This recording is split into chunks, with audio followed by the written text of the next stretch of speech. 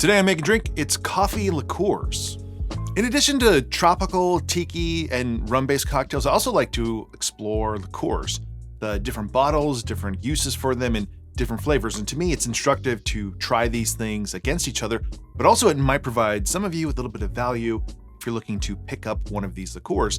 And the coffee liqueur section is booming these days. This is not a great representation of it, but I can't just spend $500 on dozens of bottles of liqueurs that I won't ever be using. I'm saving that for an orange liqueur video I'm working on. Now, no blind taste testing today and no cocktail either, which I know some people will complain about since this is the internet after all. But let's start with how this all started. Kahlua is usually recognized as the original coffee liqueur, but even if there was something before it, this bottle created the coffee liqueur market and category. First came on the scene in 1936, and when I was a kid, I thought it was Hawaiian, which it is not. It is from Mexico. This bottle is 20% ABV, made from 100% Arabica beans, and caramel coloring is added. And that's all that I really know. I'm not doing deep research on any of these bottles. Next up is the ever so popular and oh so influential Mr. Black. I missed the social media cash grab of Mr. Black back in 2020 when they were using a lot of content creators as sponsors, which I think more brands should do. It's not just because I like money, but if you have a solid product, more people are going to find it on Instagram or YouTube than they will from a $2 off shelf talker, but that's just my opinion. Now, Mr. Black is 25% ABV, it's from Australia, and they use cold brew coffee and 100% Arabica beans. St. George NOLA coffee liqueur hails from the majestical and far-off tropical island of Alameda. That's a joke. It is 25% ABV, and they use cold brewed Ethiopian coffee beans, French chicory, and Madagascar vanilla. St. George is known mainly for their gins, which are my favorites, and they have the coolest bottle shape in the game for all their bottles. A newcomer to me is the Flor de Cana Spresso, 25% ABV, and very little other information is known. Not on the bottle and not on their website, but it is caffeine-free. Flor de Cana is known for their rums, and this is their only liqueur that I'm aware of. It does have an ingredients list of water, aged rum, cane sugar, coffee flavor, and caramel coloring. Last but not least, it's Kahlua Especial or Special, 35% ABV, and this came out back in 2020. I don't know if I've ever had it. I've never owned a bottle. This one's brand new. It's higher ABV, obviously, and claims to have a higher concentration of coffee and less sugar. So let's try all of these. All right, let's start with the old school Kahlua. My expectations of it tasting like, fresh coffee are low. I think the main thing I want to see is, does it have a good, robust coffee aroma and flavor? Is it too bitter? Is it too harsh? What's the quality of the coffee experience? And I think of right now with all these open and smelling them, it's not a great coffee aroma. It kind of is like one of those department stores that sells, chocolate covered espresso bean type thing going on. But we're not looking for specialty coffee level experience. It's about imparting coffee flavor into a cocktail. And I think there should be some room there to understand that it's not going to be fresh specialty coffee, and that's okay. So let's try it. It's very sweet. The first thing is obviously coffee, but there's a real intense chocolate note to it, like a really solid medium dark roast chocolate note that you get in coffee. Sweetness, lots of viscosity. This one can be a little cloying if it's the only thing you're using in a drink to sweeten. I think that often works. If you're using it in a drink with other syrups, it can be too sweet. The good news, I think, is that while we'll see what happens with the rest of these, the Kahlua, it's not bad. It's good.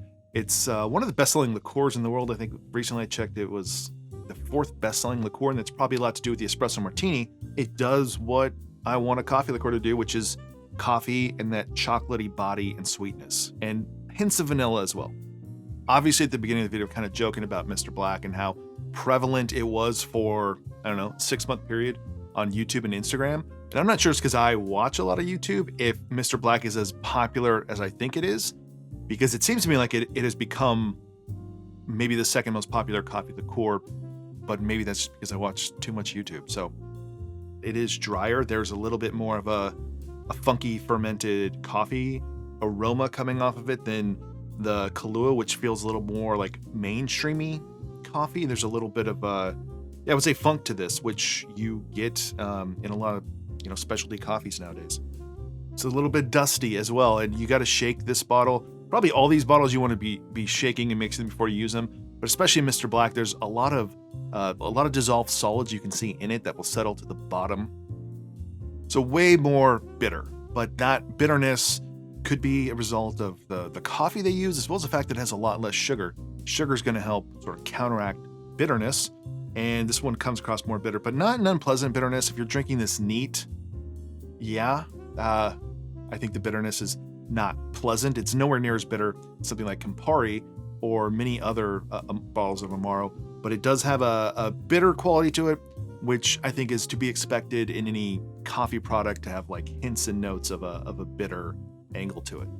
St. George one is probably the most interesting of the lot in terms of the ingredients list. Obviously, you have coffee with chicory, giving it that New Orleans, the Café du Monde type of coffee that real bitterness can come from chicory root, but some richness as well. They also use Madagascar vanilla, and I am guessing here that it's not going to be as sweet as the Kahlua, but probably potentially a little bit sweeter than Mr. Black.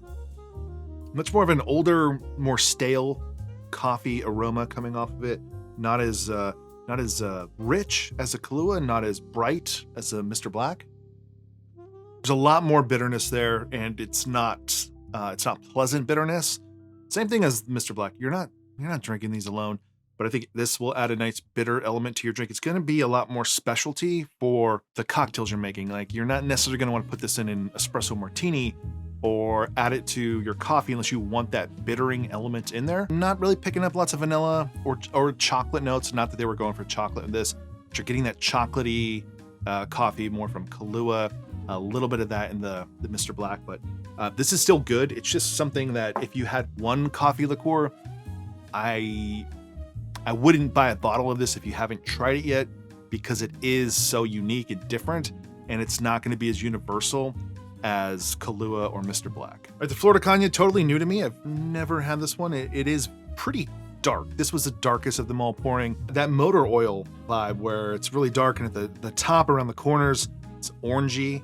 The coffee aroma is very subtle. The other ones kind of blow right past this one. So Kahlua's rum-based.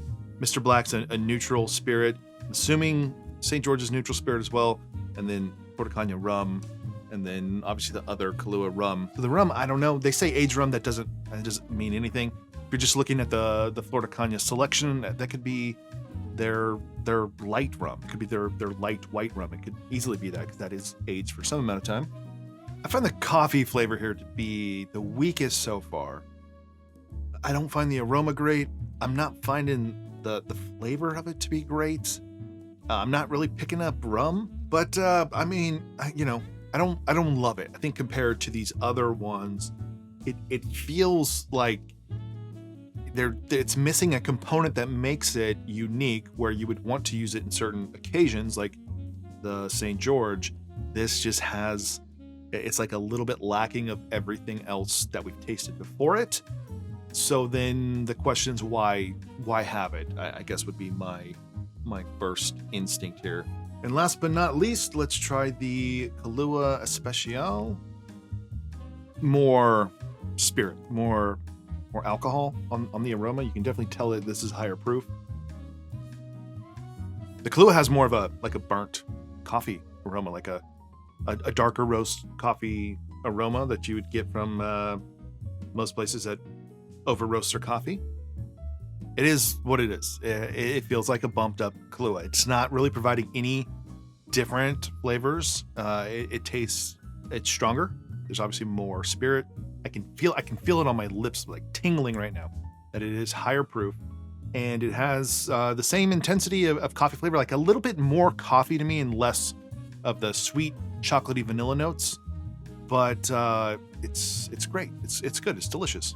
So in conclusion, I don't really want to say that there's a best coffee liqueur. There's so many out there. Patron makes one that I've had before that was pretty good, and dozens and dozens of more. These are just the ones that I happen to have on my side shelf over here.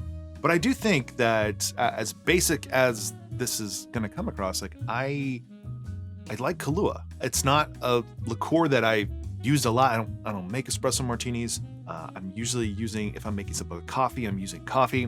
But there is a, I think, crowd-pleasing, quintessential coffee flavor to it that will appeal to everyone, and not just people who want something a little more bitter.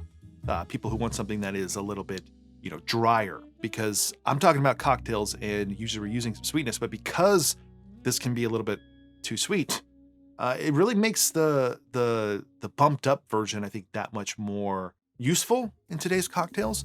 But really, if I didn't have a coffee liqueur and I had to go buy one, I would buy Kahlua.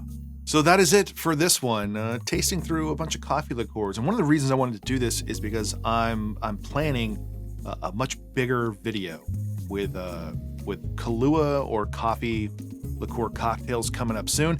And I wanted to go through the paces here to see, like, is there going to be a big difference if I use Kahlua to use something else? And there's not going to be a huge difference, but the point for, I think, me was to understand that Kahlua is not bad. And in fact, it is delicious. And I'll probably use both bottles of Kahlua when I get to that. I'm going to do at least, I think, 10 Kahlua cocktails. So be on the lookout for that sometime coming soon. If you enjoyed this video, please give it a like below. Consider subscribing to this channel if you have not already. If you want to support this channel more, go check out my Patreon page. And otherwise, I will see you on the next one.